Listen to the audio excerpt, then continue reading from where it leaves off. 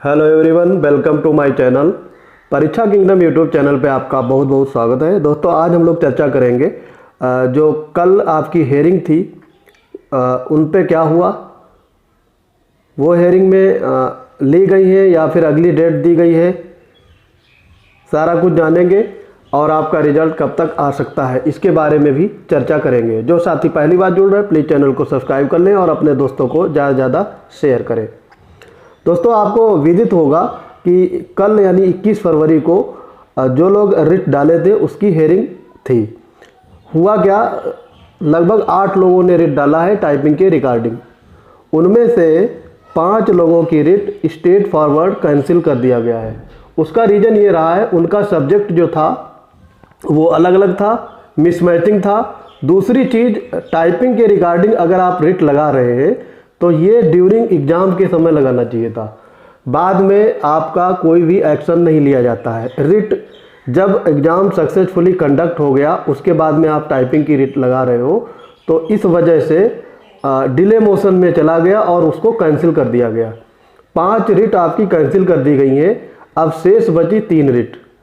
3 writ में कुछ ऐसा मटेरियल पाया गया है या जो लोगों ने किया होगा, सब्जेक्ट उनका ठीक ठाक रहा होगा, लेकिन उसके बारे में नेक्स्ट हेयरिंग डेट नहीं दी गई है, उनको अभी पेंडिंग में रखा गया है। तो 5 जो रिट थी उनमें टाइपिंग के रिगार्डिंग अलग अलग चीज़ें लिखी हुई थी। 5 लोगों ने अलग अलग टाइप से, सब्जेक्ट अगर सेम रहता तो थोड़ा सा प्रभाव पड़ता, लेकिन उनका सब्जेक्ट भी अलग अलग था, उनकी मांगें अलग थी कि वो लोग चाह रहे थे कि टाइपिंग कराया जाए। जिन लोगों की टाइपिंग सही नहीं हुई है उनकी दोबारा टाइपिंग कराई जाए। जब एग्ज़ाम प्रोसेस पूरा हो जाता है उसके बाद में ये सब चीज़ें कराना संभव नहीं होता है, क्योंकि एग्ज़ाम कंडक्टिंग एजेंसी एनटीए या फिर कोई भी हो, टीसीएस हो, उसने सारे एग्ज़ाम्स सक्सेसफुली कंडक्ट करा लिए हैं और फिर वो दोबारा एग्ज़ाम क्यों कराएगी। इससे सारे रिजल्ट पे पूरी तरह से इफ़ेक्ट पड़ सकता है। तो मेन मुद्दा ये था कि जो 8 रिट थी उसमें से 5 रिट को हेयरिंग के पहले ही उनको कैंसिल आउट कर दिया गया है। ठीक है, अब बची 3 रिट। 3 रिट की अभी उसका स्टेटस पेंडिंग रखा गया है, उसका भी कोई नेक्स्ट हेयरिंग डेट नहीं दी गई है। तो आप इस तरीके से समझ सकते हैं कि आपका रिजल्ट के सामने कोई रोड़ा नहीं बचा है। आपके रिजल्ट में अब कोई ज़्यादा देरी नहीं होने वाली।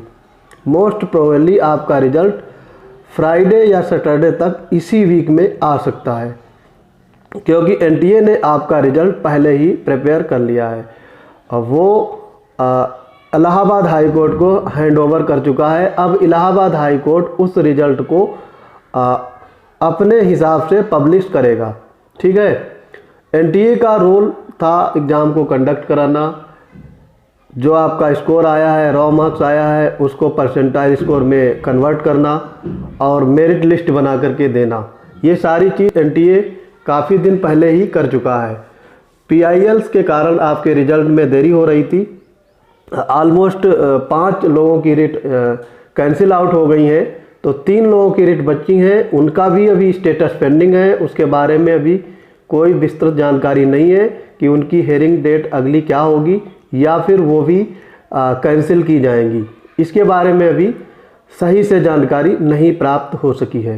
तो दोस्तों, आपकी रिट से संबंधित जो क्वेरीज थी कि आज क्या हुआ कोर्ट में, तो कल की हेयरिंग में यही चीज़ें हुई, उनको कैंसिल किया गया और 3 जो रिट थी उनको पेंडिंग रखा गया है। अभी उनका स्टेटस पेंडिंग है।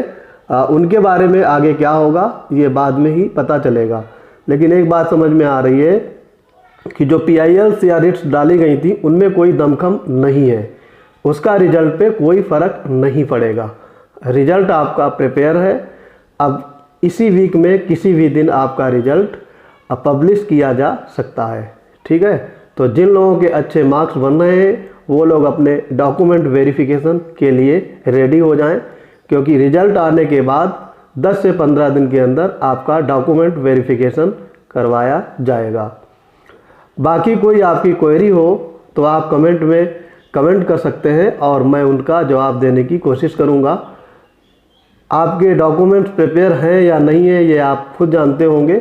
जो चीज़ें आपको रिक्वायर होंगी तो मेरी जो प्रीवियस वीडियोज हैं डॉक्यूमेंट वाली उसको आप देख सकते हैं, वहाँ से अपने डॉक्यूमेंट को प्रिपेयर करना स्टार्ट कर दीजिएगा। क्योंकि किन्हीं लोगों को अभी न्यूली डॉक्यूमेंट बनवाने होंगे तो फिर डॉक्यूमेंट बनने में 1-2 हफ्ते का टाइम लग जाता है। पहले ज़्यादा लगता था, अब ऑनलाइन प्रोसेस है तो टाइम उतना नहीं लगता है, फिर भी आपका समय जाया होगा। तो बेहतर होगा अगर आपकी सब कुछ अच्छा है, ठीक ठाक नंबर्स हैं, मार्क्स अच्छे आ रहे हैं, तो आप अपने डॉक्यूमेंट के लिए रेडी हो जाएं और उनकी प्रिपरेशन करना शुरू कर दें। ठीक है दोस्तों, और आपका जो ज्वाइनिंग है या फिर जो वेरिफिकेशन है ये एनटीए नहीं कराएगा, ये इलाहाबाद हाई कोर्ट की जिम्मेदारी है, वही कराएगा। सिर्फ एग्ज़ाम कंडक्ट कराना एनटीए के साइड से था, उसने अपना सारा काम कर लिया है और वो परसेंटाइल स्कोर भी इलाहाबाद हाई कोर्ट को सौंप चुका है। तो अब वो चीज़ें पब्लिश होने में कितना समय लगता है ये हाई कोर्ट खुद अपने आप में जानेगा और उसी आधार पर ये रिजल्ट आएगा। ठीक है, तो एनटीए का रोल ख़त्म, इलाहाबाद हाई कोर्ट का अब अपना रोल स्टार्ट होगा और ये वेरिफिकेशन कराएगा, उसके बाद में ज्वाइनिंग कराएगा। ठीक है, तो आई होप ये वीडियो आपके लिए बहुत उपयोगी होगा। मिलते हैं अपने अगले अपडेट्स के साथ, तब तक के लिए पढ़ते रहिए। जय हिंद।